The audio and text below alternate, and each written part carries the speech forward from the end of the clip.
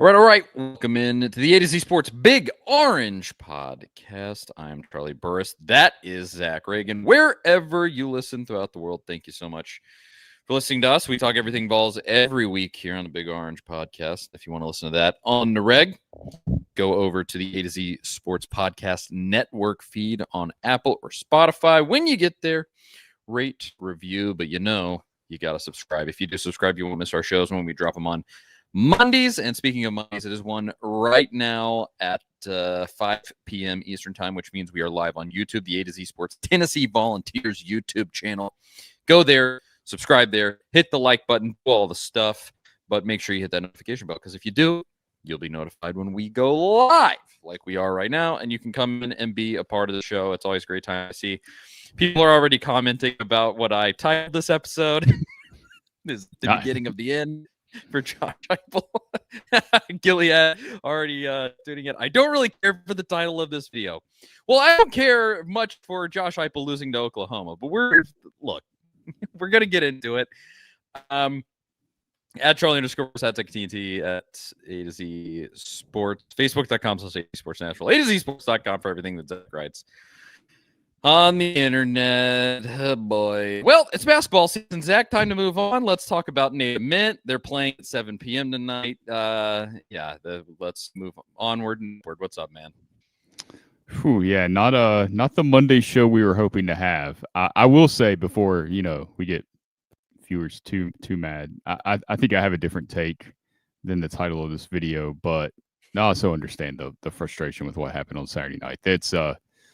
It's a pretty complex conversation, in my opinion, and it's we'll get into it here in a minute. But it was that was a rough one Saturday night. That was definitely a rough one. Most of the games this season outside of the Kentucky game have been stressful watches if you're a Tennessee fan. So it was no surprise that game kind of turned out to be stressful. But man, there was so many missed opportunities that one's going to keep you awake at night for a while, I think. It was terrible. I mean, that was. I came on a thing that I said to Jonathan Crompton in our post game was I think that was the worst loss of Josh Heupel's entire tenure at Tennessee, because of what I see at the moment as kind of the impact going forward. 2022 South Carolina, terrible. You missed the playoff, or all, and lost in Hooker. That game was just sucked so badly. But you left that season still in such a hopeful place where you just went, what a special thing that was. This is crazy that we just did that. And then, you get to last season, make the playoff, even despite the terrible quarterback play. And then you get here, you seem like you have this really special guy in Joey Aguilar, but then you get to the games that really matter, and they've come so close to laying an egg so many times this season, and then they finally did. They finally almost lost to Mississippi State, almost lost to Arkansas, did lose to Georgia, should have beaten Georgia, but did lose to them, stunk it up against Alabama, and then finally, just Oklahoma is the backbreaker where you had no business losing this game. Oklahoma couldn't throw a forward pass. That offense is horrendous. That offense was horrendous in that game, despite the fact that they somehow crossed 30 points. One of those was a defensive score. Crossed 30 points for the first time in 50 years or whatever the stat was. Something ridiculous like that. And it just symbolically, and why I titled this episode what I did, was it feels like a real fork in the road for Josh Heupel. Do I want Josh Heupel fired at some point? No, I do not. Let's get that out of the way. I don't think Zach or I either feel that way. But to me, it symbolizes a fork in the road, because, at a baseline, this guy has not lost at home to anybody other than Kirby Smart. Suddenly, you're losing at home. And this entire season has kind of looked bad. And honestly, this entire season has just kind of looked lazy and undisciplined. And just the whole product out there, it's just not right. It's not right at all. And I think, Joey, you had a chance to really do something kind of fun and special with the stupid position that we got into after the whole Nico debacle. And so that's kind of where I wanted to approach it from. We're going to flesh out the entire conversation here. Like I said, let's start off. Nobody wants to fire anybody. Well, Nobody wants to fire Josh Heupel. I wouldn't mind seeing some people fired after that game, but those people are not Josh Heupel. Do you agree with at least that cornerstone in this conversation, Zach, where it just feels, this one feels different. It feels like a turn in the road towards something. I haven't decided what yet. Not necessarily. I'm not to that point yet. I'm not saying that I won't get there, that Heupel's not Tony Vitello, right? Like, he hasn't won a national championship. He hasn't turned Tennessee football into the it program in college football. And maybe he does, maybe he doesn't. I don't know. Like, we'll just see how it plays out. I can't tell the future, so I don't know what's going to happen, but he's not at the spot that Vitello was, where it's like, this guy can do no wrong. He's built up so much equity. He has built up equity. He's done a lot of great things, but is he safe for the next 5 years? I don't know. I hope he is. I don't want to see him fired. It would be bad for Tennessee if he ends up being fired at any point. But I'm hopeful that he's here for a long time and that this is just a bump in the road.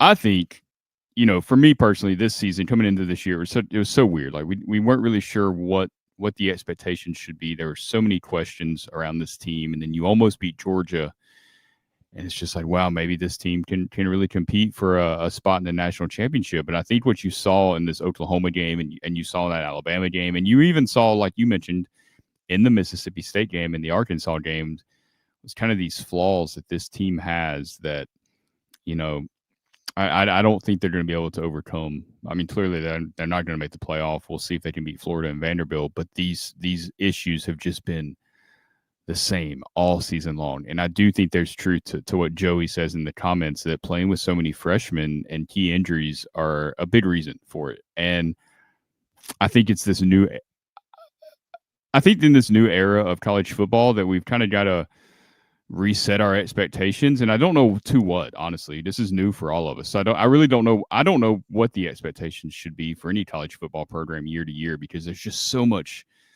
turnover in the roster. You've got guys leaving the program. You're not able to build depth.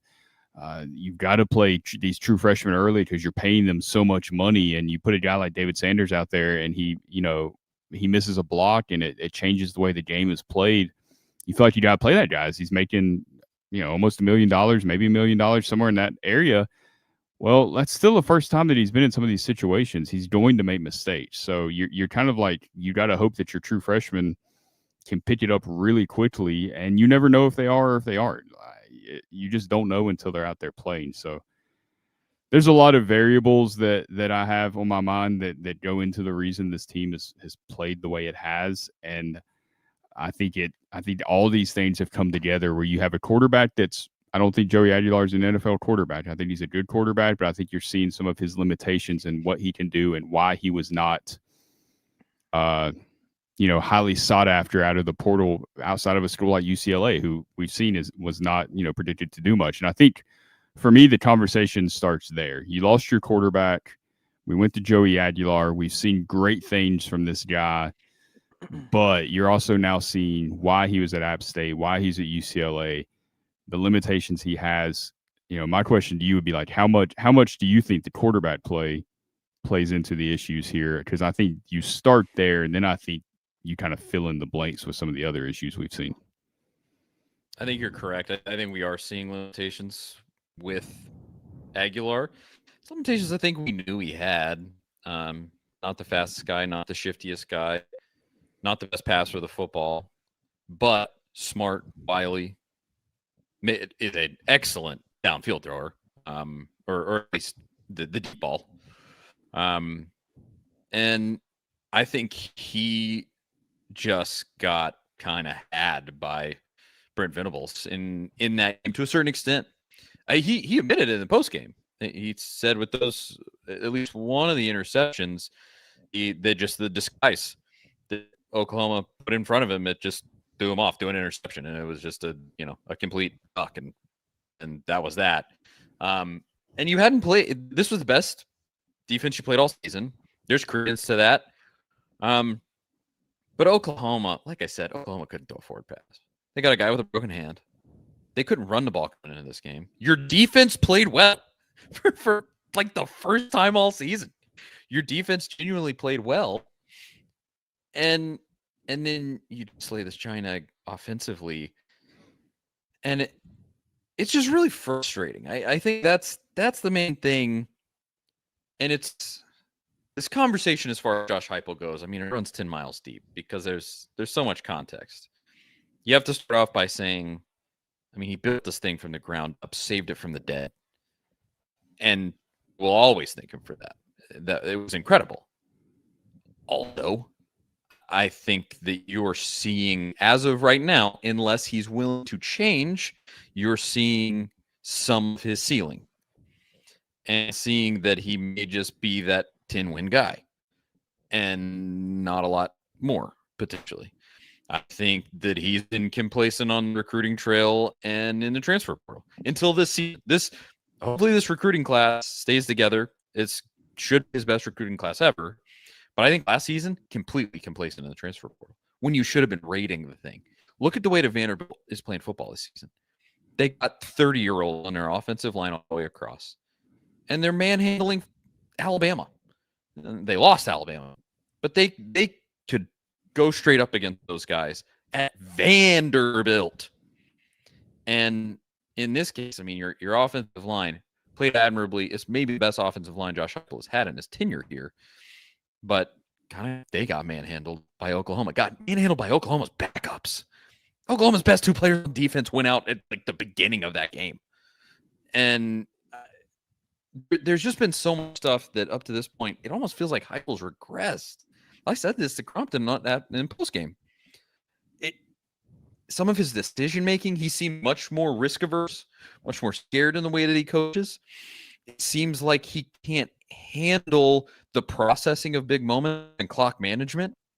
And I don't know if it's just that he takes too much on himself and then has to process it all, and then he just makes mistakes. Does he need a backup guy that he doesn't have to be in his ear going, "Oh, hey, Josh, call a timeout here. Hey, Josh, let's spike the ball. Hey, Josh." Does it need to be something like that? I don't know, because it's just gotten ugly. And then you add on top of that, his teams lack discipline. That to me is the biggest one, because you can't just fire a coach away bad discipline on a football team. And right now, I just watch the product that's out there, and it's just kind of unserious. And I don't mean to be overly critical. Again, I don't want the guy fired. He brought the thing back from the dead. I want him to work out. I want this to be Tennessee's guy, but it just is, some about it is just off. I don't know if you agree on him kind of regressing, it seems like, as a coach, but I'd be interested to hear your thoughts on it. Yeah, I think so. I think there's the product on the field. I think personally is just it's a result of playing. You had a ton of turnover on the offensive side of the ball this season. You're breaking in a whole new offensive line. Lance Hurd, your only returning starter. You've replaced your center. It's the first time you've had to replace your center since Josh Heupel was hired. And Vols by 50, we've both said nobody wants Josh Heupel fired on this show, so nobody's calling for Josh Heupel's job or anything close to it. We're just talking about what's wrong with the team. Like, hey, you lost some games. Let's talk about why you lost these games and what can improve, because that should be the goal, improving the football team. And I think that's what Josh Heupel is working to do. So I think playing young players, the injuries that they've dealt with, like I mentioned, like for example, you haven't had Jermod McCoy this entire season. You haven't had Ricky Gibson. Does Tennessee beat Alabama last season without Jermod McCoy? I mean, probably not. I mean, he changed the game with the play he made against Ryan Williams. I mean, sometimes like one player, one injury can be enough to lose an SEC game. Like it's really tough to win these games, even at home. It can be tough to win these games, and these aren't just totally excuses. There's a lot of stuff that didn't go right on Saturday night that should have went right. But I do think some of the roster limitations are a problem. When it comes to Heupel and his coaching, though, I do think there are some legitimate issues there, and I think it centers around the play calling, and it's not necessarily the plays that are being called. I think some of the plays that haven't worked this season, it's just been poor execution at times. It's been one player not doing their job. You know, Heupel loves to say it takes all 11 doing their job to make a play work. In a lot of instances, we've seen just one guy.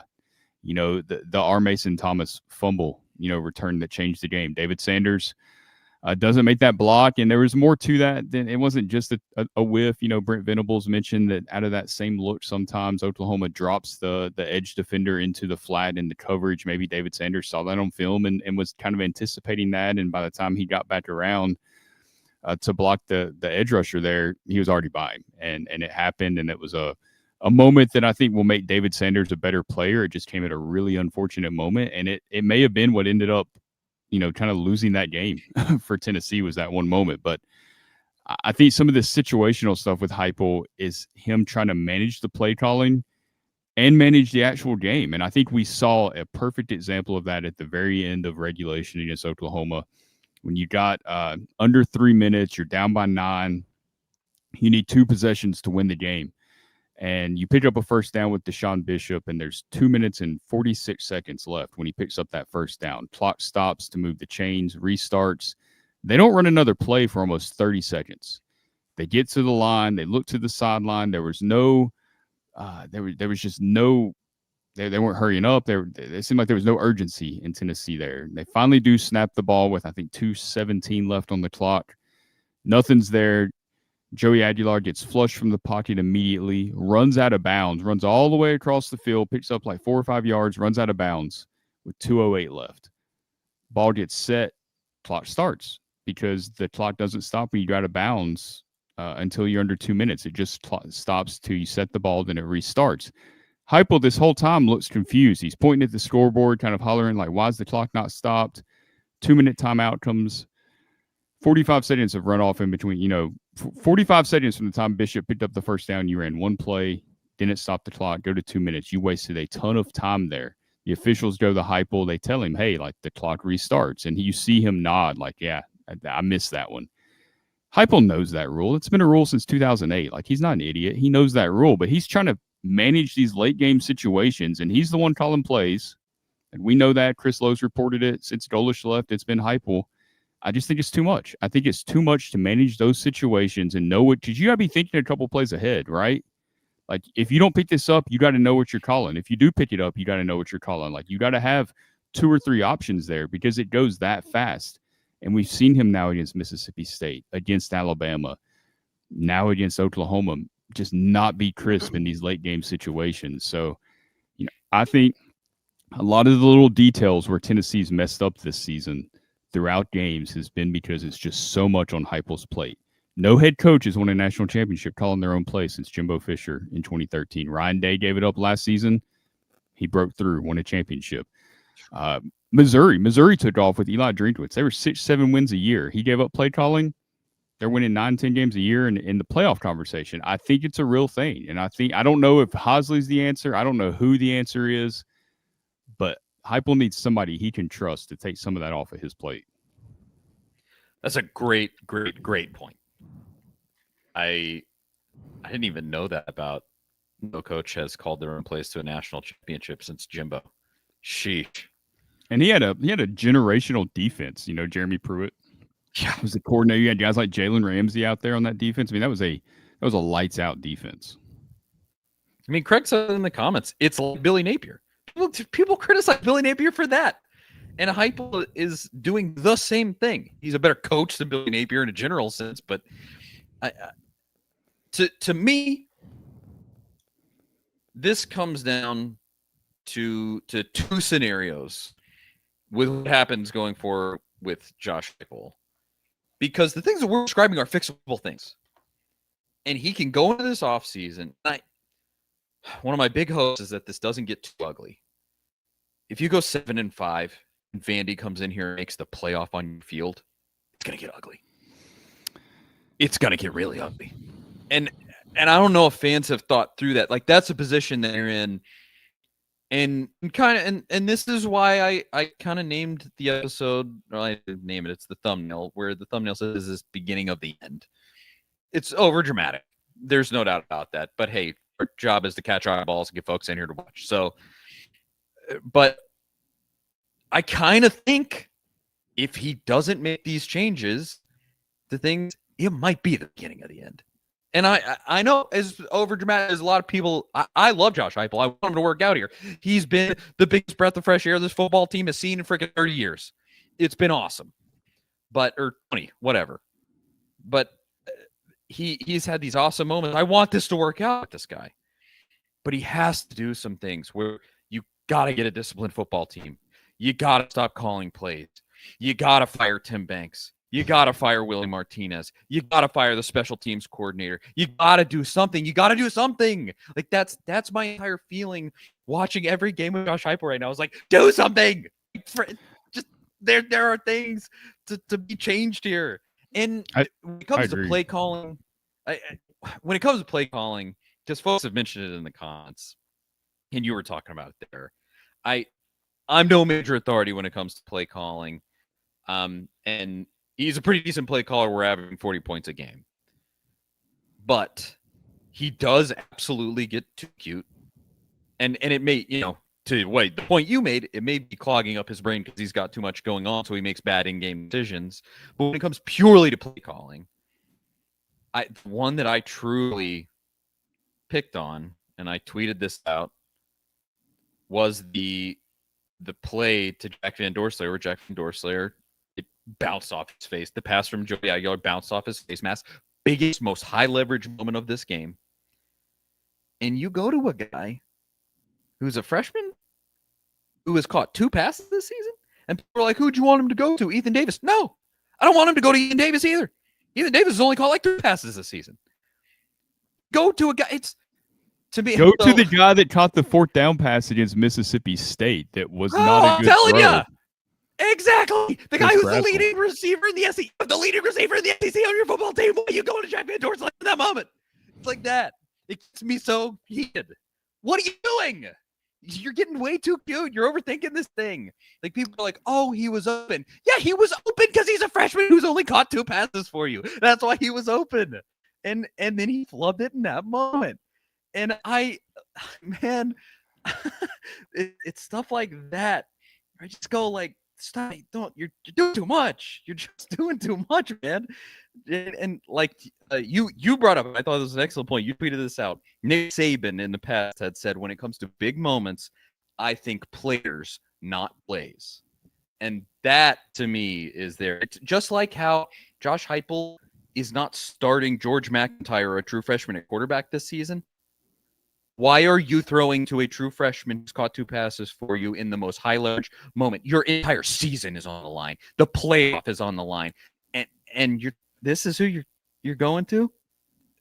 That was just me. I know a lot of people were like, "Well, he was wide open. He should have caught it." Yeah, he should have caught it. We all know he should have caught it. But you also went to a true freshman who's only caught 2 passes all season. So it's both things. It is both things. That's just my that one got under my skin, as you can tell. There was some of the play calling I didn't love during the game. I try not to get too wrapped up in questioning play calling in games because you don't know who was supposed to do what on a play, or who missed an assignment, or who screwed up at times, or who didn't execute. But I did think, I noticed, especially in the first half, it felt like when the offense was kind of moving, every time they'd pick up a first down and try to go tempo, that first down play would be a run, which Oklahoma was defending really well in that situation. And they weren't set at times on the outside. Like, their DBs weren't set. Like, it felt like there was stuff to take advantage of there. And they're running the ball on first down, and you're picking up a yard or no yards. And then you're in 2nd and long. And then you got to get to 3rd and manageable. That is kind of the goal there, the way Heupel has been operating this offense. Like, it feels like he's always trying to get into manageable down and distances or hit the chunk play. And just those 2nd down calls I didn't love. And I do think, again, I think that's a product of just trying to do too much, where you're not able to think ahead as a play caller, because you're also the head coach of the football team, and you're trying to coach the entire team on game day and manage these situations. It's just too much, I think, to handle all of that. The best teams typically have the best coaching staffs. And I think Tennessee has some good coaches. Obviously, you have the best defensive line coach in football in Rodney Gardner in college football. Glenn Ellerby has improved, I think, as an offensive line coach. Like, they've played well this season. You've finally seen some high school guys developing, and so that's good. I think there's some of these other position coaches that have left a little to be desired. But if you look at some of the Alabama teams, like Nick Saban was never afraid. He brought in Lane Kiffin. Brought Jeremy Pruitt back after he had gone off to Florida State and Georgia. brought Brian Dable in, like he's not afraid to bring in some of these guys. And we've seen that, Chip Kelly going to Ohio State last season to be the offensive play caller. Look at what they did with the talent they had, how dynamic that offense was. It wasn't just because they had the players, it's because everything they had the process in place to work where Ryan Day could be the head coach and manage the team and do what a head coach is supposed to do. And Chip Kelly, a veteran play caller, could handle that aspect of it. Joey Hosley had never been a play caller, before he was promoted after the 22 season. He's still learning on the job very much. I don't think it's going to get better until Heupel figures something out there. There's just too much stuff in the details that is going wrong for Tennessee this season. And it didn't happen like that as much in 21 and 22 when you had Alex Golesh there. And it's not just because it was Golesh. I don't think Golesh is the only guy that can go call plays for Heupel. I like Golesh a lot. I think he's a really smart guy. He's a good coach. He's a great play caller. But it's just the fact that you had that guy that Heupel trusted. I mean, he trusted Golesh explicitly. And I think that is why everything. I don't care about the stats. I know they're putting up a lot of points this season, but 22's offense was different than this year's offense. It was crisper, it was cleaner, and you have better wide receivers this season than you did that season overall. So I don't know, again, who that person is going to be for Heupel or if he ever chooses to make that move, but I think it's something he needs to consider. Obviously, it's too late this season to make that change. You kind of are who you are at this point, but going into the offseason, I think that's something he really needs to consider. There is something to be said about this. Jeremy in the comments from Facebook, he says McCoy and Gibson were there all year for our defense. It would have made a difference. That's hurt. And you have a lot of Arian Carter. I mean, dude, that dude's playing through an injury that most guys would never ever stand a chance to play through. So I mean, that injuries have definitely had an impact. Colton Hood played hurt too the other night. Yeah. I think you beat Georgia. I think that's a sure thing if both of those guys are playing. Beyond that, I don't know. I mean, your offense was the reason you lost this Oklahoma game. The defense played good enough to win, period. Mm-hmm. And the offense was just garbage. And it's tough. I realized while you were talking there, I didn't finish my complete thought there. I got off on the play calling and got sidetracked. There's a lot. It is. It is a lot. But this could go two ways. One, Josh Heupel could fix the fixable things. And that's what I hope he does. He's, no matter what happens from here out, he get another year. He has hopefully his best recruiting class ever coming in. There's stuff going on that's good. But to the point of the thumbnail that everybody's gotten all upset about, I think it's a real possibility. And I know folks don't want to think about this because it's not pleasant. But let's say you lose in the swamp and you beat Vandy and I'm making losing to Vandy on your home field for them to make the playoff off the table here. Because you can't do that. Again, if you do that, this is going to get ugly so quickly for Josh Heupel. For example, of just how quickly it'll be, I tuned into Tony Basilio's show for just a little while today while I was eating lunch. And they were talking about how Josh Heupel is kind of unkempt in his appearance and how that's an indictment on him because he needs to be better kept and that it shows he's a lazy coach and that it's this and that. That's the type of stuff that's going to start coming up if you lose to Vandy. It's going to be that times 1,000. That's what they did to Butch. On the way out the door, people discovered that he had maybe allegedly punched a kid at a practice. He got asked about it at press conferences. Everybody started to notice that he was this jerk behind the scenes, and stuff started coming out about that. And all of this stuff, immediately people are going to take anything and make it a big deal because you lost to Vandy for them to make the playoff on your home field. That cannot happen. But let's just say that you lose to Florida and you finish 8-4. A decent year, but lower than expectations, especially lower than the expectations we had after you almost knocked off Georgia on your home field. And I think a year from now, if you don't make the changes in the offseason and really try to progress, this ends. Every coach that isn't a Nick Saban gets fired. Like, it just is what it is. This is the way that this profession ends. And I think that this into this season, if Heupel's not careful, is going to be that inflection point that we look back on and go like, oh, yeah, that's where it took a turn. Lost to Oklahoma on your home field. Went and got your head beat in the swamp by a Florida team that didn't have a coach. And it was downhill from there. I seriously, I think you're looking at a real possibility there. Because seriously, folks, we're Tennessee fans here. We're all Tennessee fans. We're all friends. We've seen this book before. We've seen this movie. Like, that is when the ball gets rolling. You got to be careful. And that's why I'm pleading with Heupel. Make these changes, please. We need you to, for the sanity of this fan base and myself. We need you to progress and get better, fire some coaches, make some changes, make process changes. Because if you don't, I actually do think we might look back on this as the beginning of the end. I hope we don't, but I think it's a possibility that's out there.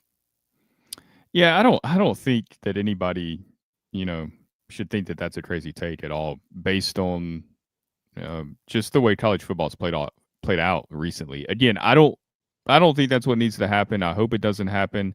And I'm nowhere close to that, because I do think expectations in this sport have to change. I mean, absent of what Tennessee was facing coming into this season with the quarterback change and the injuries and nobody really predicting them to go to the playoff, in general, I think you're going to have these years. I mean, Lane Kiffin is Lane Kiffin not like the hottest name in coaching searches right now? Florida wants him. LSU wants him. I'm sure Penn State would love to have him. Every school thinks Lane Kiffin is the guy. I mean, just a year ago, Ole Miss was playoff bound. Preseason predictions, they're going. The Rebels are going. This roster's awesome. You got Jackson Dart. I mean, it's Ole Miss all the way. And they missed the playoff. I mean, they lost to Kentucky at home, right? So, I mean, I think you're going to have some of these years that are a little leaner. They're not all going to look the same. It might be 8-4. It might be 9-3. If things go bad enough, it might be 7-5. I think coaches should be able to survive some of those seasons. Now, if that starts being the norm, yeah, of course, you got to make a change, move on. In certain situations, like Brian Kelly at LSU, I mean, his record's not that different from Heupel's, but it was just devolved into a toxic situation. But that turned so quickly. I mean, that's another team that went from championship contender to they need a head coach. Penn State's a game away from playing in the national championship last year. They fired their coach before Halloween. I mean, situations can change very quickly, and I think we would be, just ignorant to not think that that's not possible at Tennessee. I don't foresee that happening, but like Charlie said, like, you never know.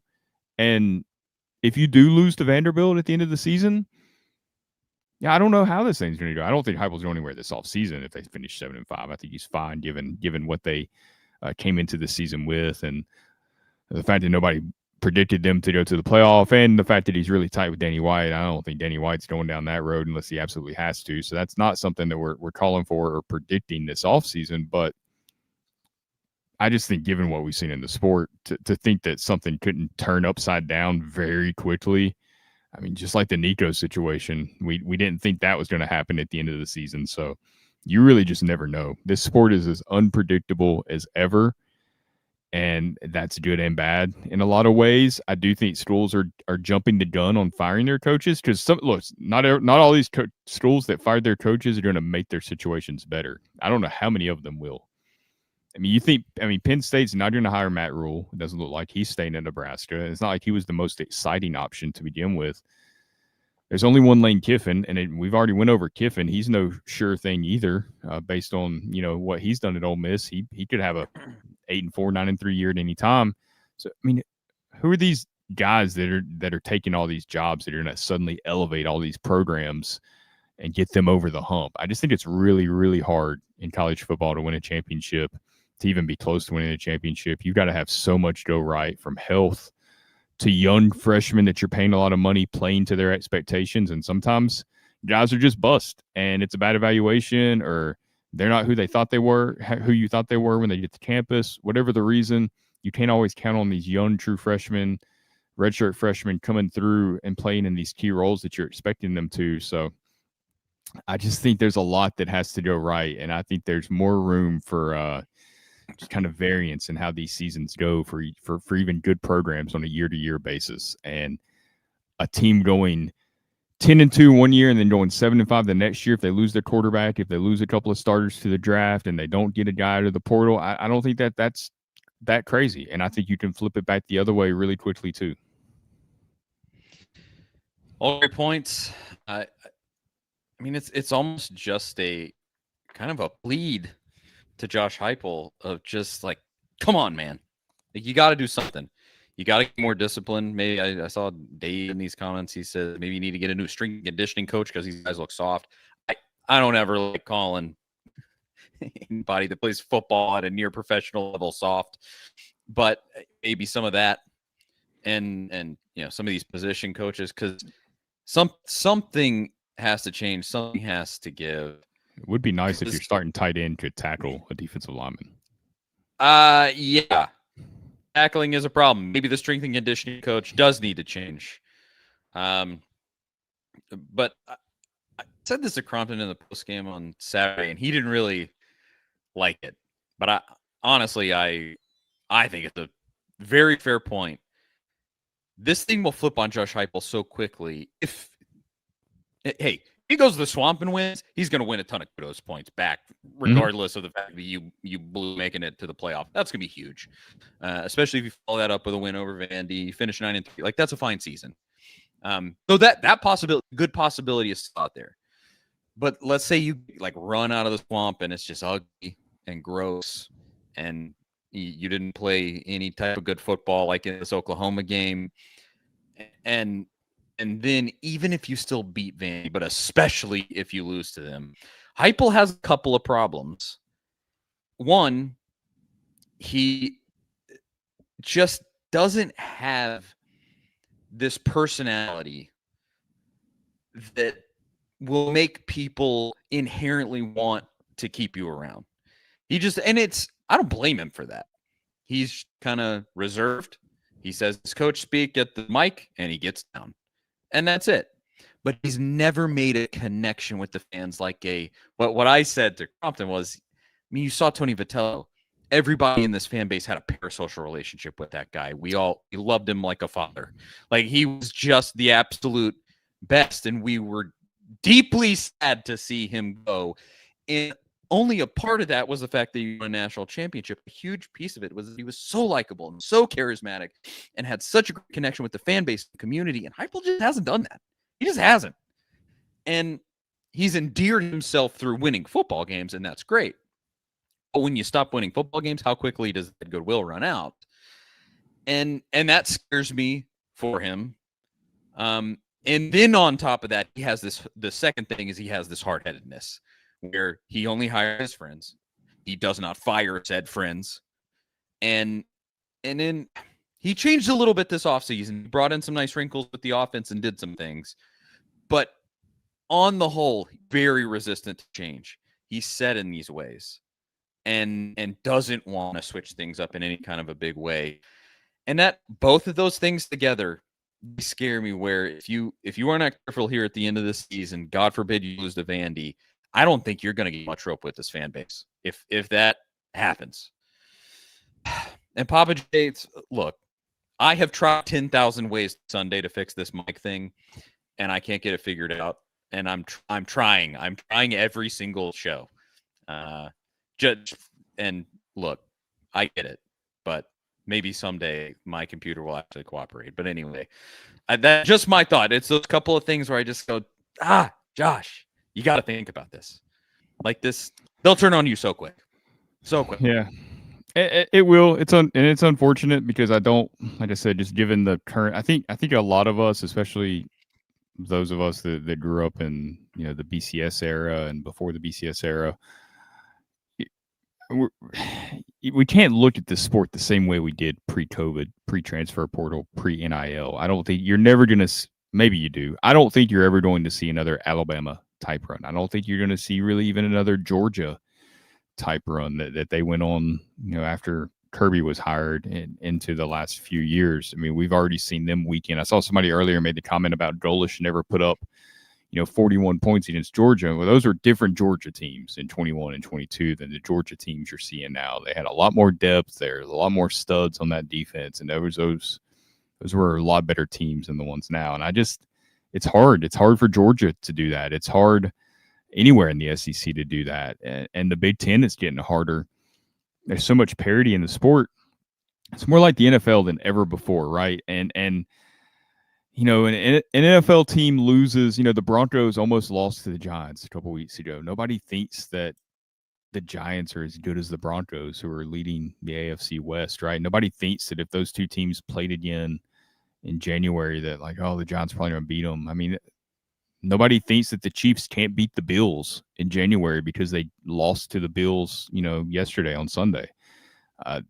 Any given Sunday, right? Like we say it all the time. It's not a shock when the Browns beat the Packers. You're a little surprised, but it's like, yeah, they're NFL players. They're getting paid too. Well, everybody in college is getting paid too.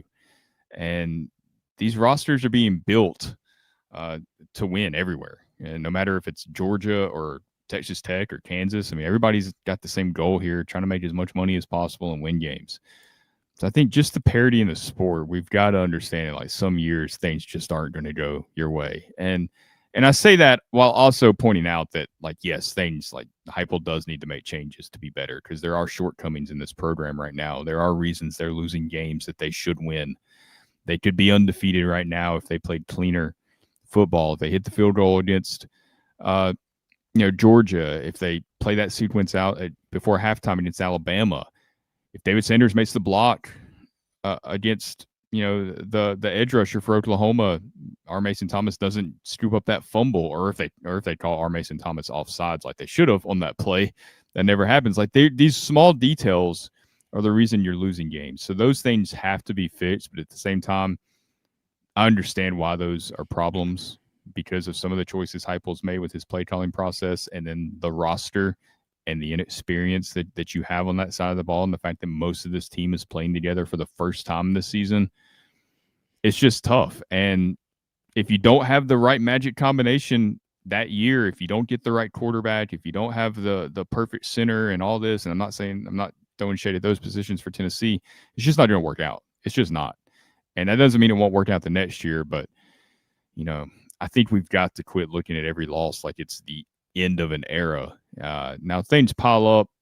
This starts becoming, an issue into next season, and you go a year or two and you don't even sniff the playoffs. Then I think the conversation changes a little, but I think firing coaches and moving on and restarting is just like you're hoping for these little short bursts of energy. It's just hard to sustain anything that way. I think stability is the most valuable commodity in this sport right now that any program can have.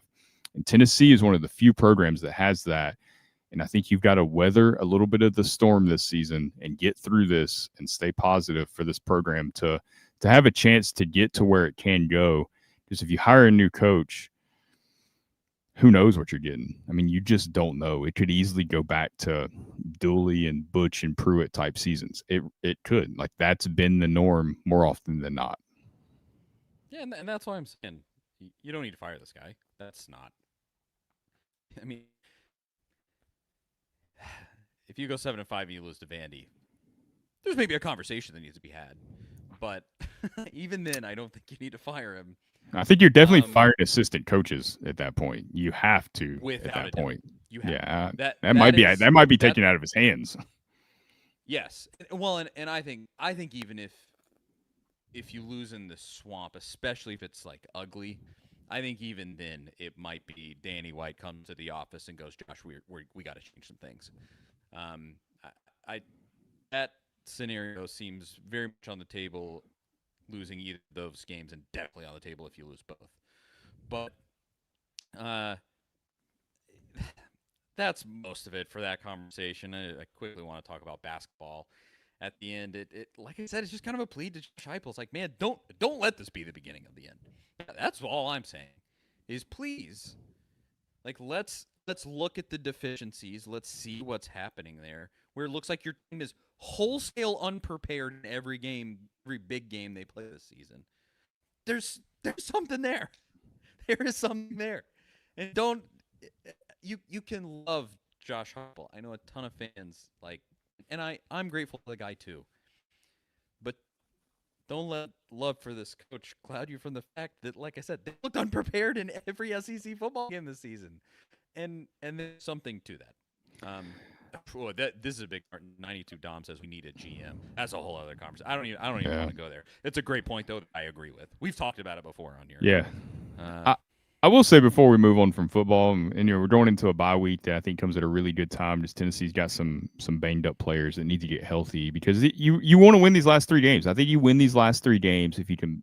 You're going to beat New Mexico State. If you win at Florida and you send Diego Pavia out of his Vanderbilt career by eliminating them from the playoffs and giving him a loss in Neyland, I think we can still look at this season, and you can be disappointed that they didn't make the playoff. That's fine, but there's still positives that come from the season. And you didn't beat Alabama, you didn't beat Georgia, but you beat Florida in the swamp, and that's that's a memorable win. It's been 22 years since you've done that, so there's still a lot to play for, and hopefully this team, keeps their head up and understands that they still have some special things that they can do, and to win that game would be huge. And you want to win. You want to beat Vanderbilt. It's an in-state rival. I do think there's a few positives that came out of that game against Oklahoma. If you just kind of look at some individual performances, I thought the wide receivers played really well. Braylon Staley is so good. I mean, that play where he broke the tackle, where he caught the ball kind of close to the line of scrimmage and then scores 50-some yards. That was Ryan Williams to me, like that catch against Georgia. And Brazel's a freak, and Mike Matthews, I think you kind of saw just how good he can be after the catch with a couple plays he made. So the receivers, you love seeing that from them, and there were so many question marks around that group coming into this season. They've played really, really well. I think that's good for Tennessee moving forward with recruiting, and it's going to be super important. You got to have some dudes at that position to win a championship. We've seen that over the last couple of years. Thought Ty Redmond, true freshman cornerback, I thought he played better. It's really good to see him improving because I think I mentioned last week I was a little worried about his confidence getting hurt because he's been picked on. He's had some tough moments, but I thought he tackled better. I mean, that was a criticism that we had of him in the Alabama game specifically. So I thought that was good to see. I think he's going to be a good player. Super encouraging. You want to see him continue to improve. So those were positives, and I thought probably the most interesting thing to come out of that game was the fact that Boo Carter did not play a single defensive snap. He was in there for a couple punt returns. He muffed one, got it back, but I think it's like the second or third one of those that he's dropped this year when fair catching a punt. That's such an odd situation considering the way the season started and this, the questions around his status, and he was playing. I looked at it today. He played at least 21 snaps in every single game this season. I think he played as many as 40-some snaps. Played 20 or 30 against Kentucky. I can't remember. But playing 0 snaps against Oklahoma comes a week after the play against Kentucky where it looked like he quit running, quit pursuing the Kentucky receiver on his way to the end zone. I'm sure you've seen the clip on social media. It wasn't a great look for Boo Carter. I don't know if it's coincidental or if that's the reason he didn't play any defensive snaps against Oklahoma, but it does seem that ship has sailed. That's another. I mean, that's supposed to be one of your best defensive players at a position that's been a little shaky this season in the secondary, and for him to just not really show up and be all in this season. I think he's made some plays. He's loafed on some plays. We've all seen it. So that's another thing that Heupel's having to deal with, and that's a weird situation. It feels like he's on the way out the door. I don't know how that'll play out the rest of the season, if he'll play it all on defense or if he'll play it even return punts. I don't know, but that's thought that was telling, the fact that he didn't play any defensive snaps a week after that incident against Kentucky. Very notable and unfortunate, and I think I agree. I don't think we'll see that guy in a Tennessee uniform next year. Just complete conjecture and speculation on our part. Yeah, but I feel like everybody's kind of feeling that way. I think we'd all be shocked if he's back next season, and who knows what Deion's going to do at Colorado. I know that's what everybody will look at, but I don't know if he'll be back at Colorado. So who knows where Boo Carter will land. I'm sure it'll be probably another SEC program, and he'll play inspired against Tennessee. I fully expect that to be something that happens. Yeah, Colorado was bad, and then with the health concerns, I think that might be the end of Deion's time there. Let's finish with this. basketball game tonight at 7 p.m. But really, I mean, we're not going to talk. We're going to beat the doors off of Mercer. It's not really one that needs to get talked about. The real thing I want to talk about, you had the exhibition against Duke, and I just wanted to talk about observations I had, not about that game, because I think Rick Barnes treated it like the exhibition that it was. He was just trying different things. He was playing guys in a ton of minutes that I don't think will get a ton of minutes moving forward, and some guys didn't get as many minutes that I think will get a lot of minutes going forward. Biggest observations, you got to find a two-guard, the set two-guard. Bishop Boswell got the most play. I don't feel like it's going to be him. I think it will probably be Berg. That's through most of the stuff I've listened to and when I saw it, he feels like the most likely. But beyond that, you gotta get Jacoby Gillespie making shots consistent. You gotta get Nate Mint making shots consistent. A lot of people were kind of freaking out. Oh my gosh, Nate Mint, he missed so many shots. Freshman, very first game against Duke. Give the guy 5 seconds. He'll play well in these snoozer games. Get his feet set. Then he'll have to get into league play. And I think he's going to be just fine. Will he be Cam Boozer? I mean, Boozer, dude, like a complete freak in that game. Holy cow! I did not expect that. And so that was a whole other element. But I think Amint's going to be just fine. Obviously, we'll talk about it here if he's not. Until I see otherwise, in no way was that indicative of that he's not gonna. He's a bust. Oh my gosh. No, we're not taking that away from one exhibition game against Duke. But if you're gonna be your scorer, you have to get on track. Jacoby Gillespie has to get on track. You have to find that two guard that can score, because all of that leading up to, I think it's the best front court Rick Barnes is gonna have at Tennessee. So much length, so tall, and a lot of skill. Akpara, great on defense. I think JP Estrella, when he plays at the top end of his ability, great on defense and can be a great scorer. Kate Phillips, fun player, and then you have Nate Mint on top of all of that. Like, it's a stacked front court, and you got to take advantage of that because you have teams looming out there like Florida that has an insane front court and wants to, obviously win another national championship. And so I think Tennessee, they're going to be one of the best teams in the SEC. They're going to be a really good basketball team. They're going to be right up there near the top. And from what I saw there, some fans were freaking out because we lost. It's an exhibition game that Rick treated like that. So I'm not freaking out. I mean, you lose to Mercer tonight, maybe we'll have a different conversation. But until then, I think this is set up to possibly be Rick's best team if they can really find that three-pronged scoring attack where you get the 1, the 2, and a Mint scoring. But we'll see. We'll see if they can do that.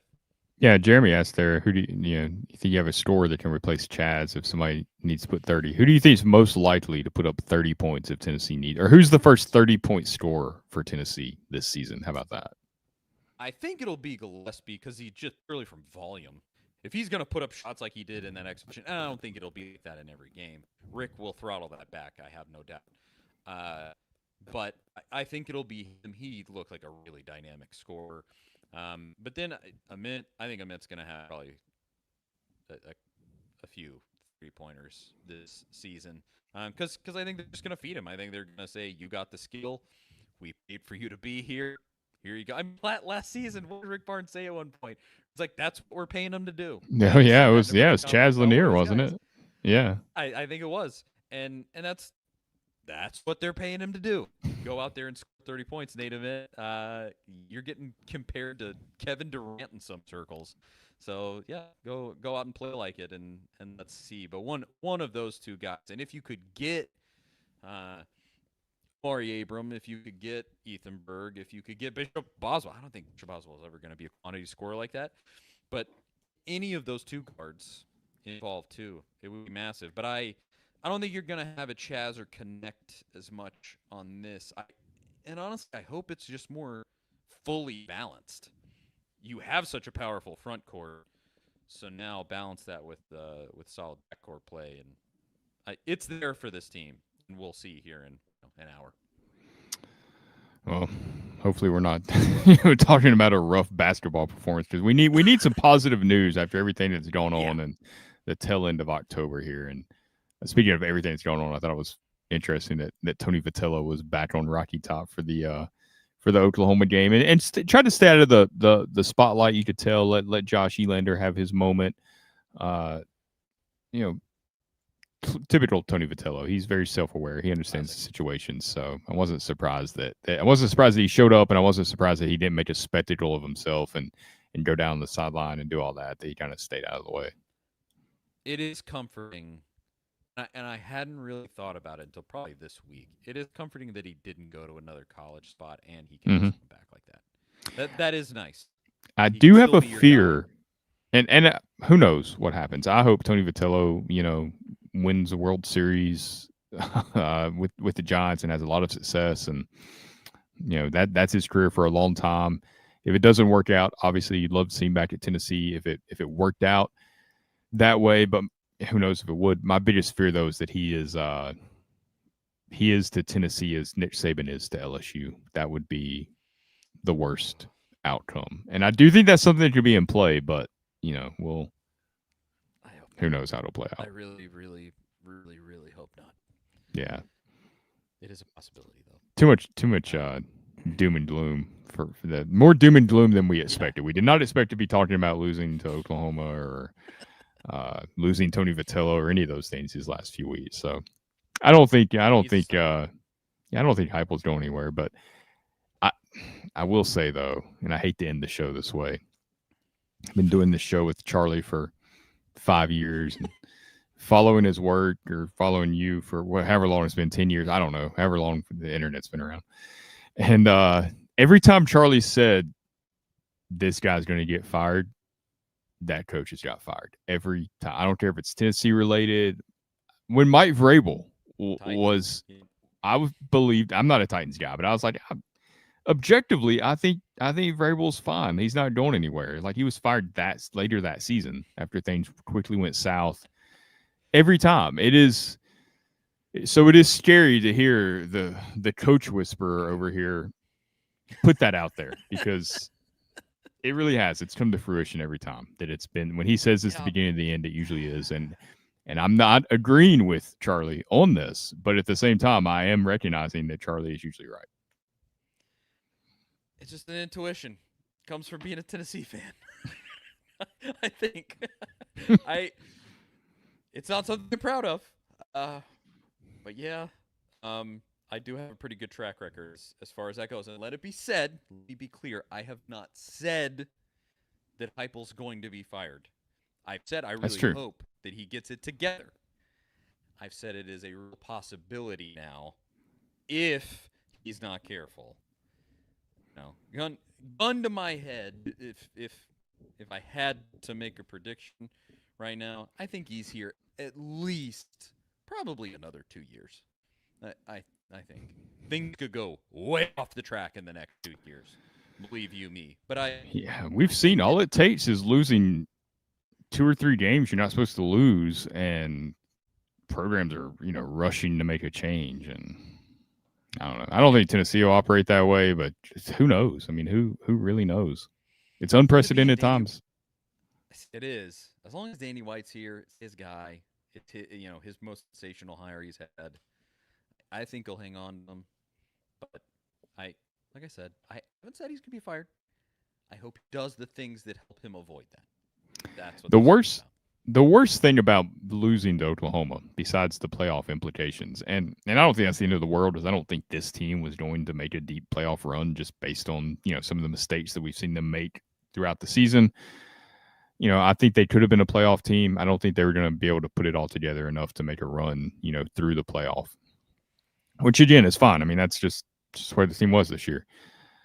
But you gave Brent Venables life and made it even more likely that he's going to be back next season. If you would have beat Brent Venables on Saturday, and they've got some tough games coming up, and that thing went off the rails, Oklahoma probably would have made a move, because they don't have a lot of 6-7 win guys that stay around that long. And obviously Brent Venables, I think I like Brent Venables a lot. I think he's a good coach. I like what he's about.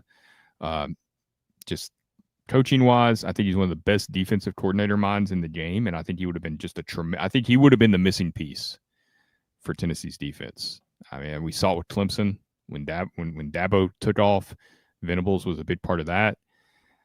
That would have been the best case scenario, and I think that's off the table for now. I would, unless they go lose out, and I don't see that happening.